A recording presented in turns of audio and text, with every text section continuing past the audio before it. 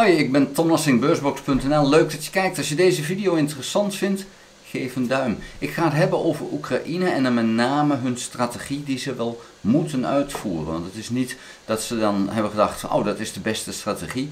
Nou, het is wel de beste strategie, maar dan wel met wat ze nu kunnen. Want Oekraïne zit met het feit dat het Westen heel veel belooft, maar weinig levert. En het Westen levert wel, hè? Dus dat wel, maar veel later als dat ze hebben gezegd en vaak veel minder als dat ze hebben gezegd. Dus Oekraïne moet dan roeien met de riemen die ze hebben. En die strategie die Oekraïne nu heeft, is verdedigen, blijven verdedigen op een zo voordelig mogelijke manier. Dus zo min mogelijk materieel en mensen verliezen. En dan desnoods maar grond toegeven, maar maximale schade aan de Russen toebrengen. En dat is aan het front, maar dat is ook achter het front. En we hebben vannacht gezien dat ze een vliegveld hebben aangevallen. Dat vliegveld ligt maar 12 kilometer in Rusland, maar dan wel achter Luhansk. En het is dus zo'n 100 kilometer achter het front. Dus het is een flink eind achter het front, maar het is dus maar 12 kilometer in Rusland. Maar dat vliegveld is dus aangevallen en heeft behoorlijk wat schade opgelopen. Nou, dat is een goede manier om de Russen goed aan te pakken. De Russen zijn niet in staat om veel of überhaupt vliegtuigen, straalvliegtuigen te produceren op dit moment. En voor de rest aan het front zien we dat Oekraïne vooral tanks, gevechtsvoertuigen en artillerie aanvalt. En achter het front is het dan met name de luchtafweer en vliegvelden die dan geraakt worden. Plus de laatste maanden ook de olie- en gasinstallaties van de Russen. Dus dat zijn nogal wat doelen die ze raken. En ik heb al eerder aangegeven, Rusland wordt behoorlijk gesloopt. Dat is waar. En het doet ook heel veel pijn bij de Russen. Het is nu de meeste mensen wel duidelijk dat Rusland dit gewoon niet kan winnen. De winsten van de grond die zijn te klein om daadwerkelijk deze oorlog te winnen. Tenzij ze natuurlijk ooit een enorme doorbraak gaan forceren. Maar het punt is, de Russen werken nu met soldaten die weinig ervaring hebben. Want het Russische leger is weg. Het leger waar ze mee begonnen, dat is er niet meer. Dus zij hebben soldaten die weinig ervaring hebben. Zouden ze ergens een doorbraak hebben, dan komen ze niet zo heel ver. Want die soldaten zouden na een kilometer of 10 niet weten wat ze dan nog daadwerkelijk moeten doen om die doorbraak verder door te zetten. Daar hebben ze die ervaring niet mee en daar zijn ze niet voor opgeleid. Dus dat maakt dat de Russen niet anders kunnen dan veld na veld veroveren. En dat doen ze dan ook. Maar op die manier duurt die oorlog 20 jaar en gaat de oorlog voor Rusland zo duur worden dat het land gewoon failliet gaat. En dat is dus nu gaande. Ik wil even naar de Deep State Map om te laten zien hoe ernstig toch dat grondverlies is. Want het doet de Oekraïners ongelooflijk veel pijn en ik denk terecht, want het is natuurlijk pijnlijk, want alles wat je nu verliest moet je voor vechten terug, om het terug te krijgen, tenzij Rusland het op een gegeven moment opgeeft. En dat is deels van de strategie, dat Rusland het op een gegeven moment moet opgeven. Halverwege tot eind 2025 zijn de oude Sovjetvoorraden op, denken ze. En als dat zo is, dan wordt het voor Rusland heel moeilijk om aanvullingen nog te verkrijgen. En dan gaat het dus mogelijk worden voor Oekraïne om bij de Russen door te breken. En dan is het dus het feit, wanneer gaat Rusland het dan opgeven? Want het zou natuurlijk een enorm gezichtsverlies zijn als Rusland verslagen wordt. Dat zou niet te verkroppen zijn voor die Russen. Dus Rusland zou, als ze dat zien van dit gaat gebeuren, dan moet Rusland een vriendschappelijk gebaar maken. Zoals ze dat deden in Afghanistan in 1989. Toen gingen ze weg. Nou, we gaan even naar de Deep State Map. En ik laat even zien, dus de situatie van 1 juli. En dan ga ik even klikken en dan moet je maar eens kijken wat er allemaal gaat gebeuren. En ik zal even aangeven waar je dan ongeveer moet kijken. Ik denk dat je, het hele front eigenlijk, hier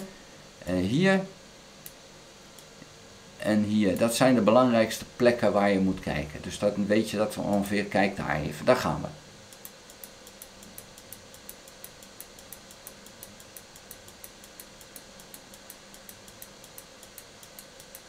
En daar zijn we. Dus je ziet, veld na veld gaat verloren. En als je dan zo'n 3 weken verder ben, dan is dat een behoorlijk stukje. Dan zijn er toch wel een paar kilometers verloren op sommige plekken. En dan met name hier, dat moet ik even laten zien, hier bij New York, zo heet dat plaatsje. Ja, dat was er niet, dat was hier. En moet je kijken, hebben ze dat toch wel weten veroveren. En nou is het vervelende, wat daar gebeurt, is dat deze ruimte die de Oekraïners nog hebben, die wordt dus onhoudbaar. Want die Russen, die komen van hier en die komen van hier. Ja, en op een gegeven moment gaan die elkaar bereiken. En dan zit iedereen die hier zit, die is dan het haasje. Dus Oekraïne zal het moeten verlaten en dan zal het er zo gaan uitzien. Zoals het er nu uitziet. Dan, oh, moet ik wel aanzetten. Dan wordt het front zo. Dus dan gaat dat hele stuk ook verloren. Dat zit er nu aan te komen. En helaas is het zo dat Oekraïne zich dat moet laten gebeuren. Want ze hebben de middelen niet om dat tegen te gaan in hun strategie. Dat ze dus heel voorzichtig met hun eigen soldaten willen zijn. Want het is het niet waard om daar nu een enorme slag te gaan houden en veel te verliezen, maar dat grondgebied te houden. Daar winnen ze de oorlog niet mee. Ze hebben die soldaten nodig om, als Rusland daadwerkelijk uitgeput is, om dan toe te slaan. Dus hoe pijnlijk dit ook is, het is deel van de strategie. Een noodzakelijke strategie, omdat ze gewoon niet anders kunnen. Maar het uitputten van de Russen is dus keihard nodig om daarna met het leger van Oekraïne, wat dan nog wel compleet is, die aanval te kunnen gaan doen. Pijnlijk, maar ja, noodzakelijk, vrees ik. Dus dat is eventjes de strategische situatie van deze oorlog op de grond. Ja, de situatie is natuurlijk achter het front dat Oekraïne met name luchtafweer probeert te raken, maar toch ook die vliegtuigen die dus steeds bombardementen uitvoeren. Dat zijn bombardementen rechtstreeks met raketten en bommen van straalvliegtuigen, maar het zijn ook bombardementen van vliegtuigen die van ver komen en die glijbommen laten gaan. En die glijbommen, daar heeft Rusland er heel veel van en de enige manier om dat tegen te gaan is om die vliegtuigen tegen te gaan, om die tegen te houden. En dus er werd al aangegeven, als je wordt beschoten met pijlen, dan kan je natuurlijk de pijl neerhalen, maar beter is het om degene die de pijl schiet neer te schieten. Nou, dat zijn die vliegtuigen, dat kunnen de Oekraïners nog niet. Met de F-16's die eraan komen, zou dat misschien kunnen gaan veranderen. Dat zullen we moeten afwachten, maar dat zou op het front heel veel uitmaken. Want nu is het zo, daar waar die Russen in de problemen komen, dan laten ze die vliegtuigen ongelooflijk veel van die zware bommen gooien. Ja, daar is het wel ontzettend moeilijk om die Russen onder druk te houden. Want ja, die bommen, sommige zijn 3000 kilo. Ja, dat zijn enorme klappen. Daar gaan zoveel mensen mee verloren. Dat is zo zonde.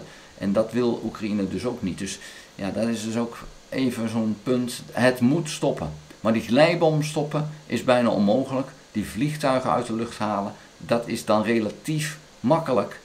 En dat moet dan gaan gebeuren met misschien de F-16's, maar dat zou ook kunnen met die ATACMS raketten, waarbij je die vliegvelden raakt. Dus dat maakt dan eventjes het verschil. Alleen ja, dat is diep in Rusland en dat durft Amerika niet aan om ze daar dan de toestemming voor te geven. Daar wil ik het voor nu bij laten. Vond je de video interessant? Geef die duim. Heb je nog geen abonnement op dit kanaal? Abonneer je dan. Druk dan ook op het belletje, krijg je een notificatie als ik een volgende video gemaakt heb. Ga ook naar www.beursbox.nl. Schrijf daarin op de gratis nieuwsbrief. Dank voor het kijken. Houdoe!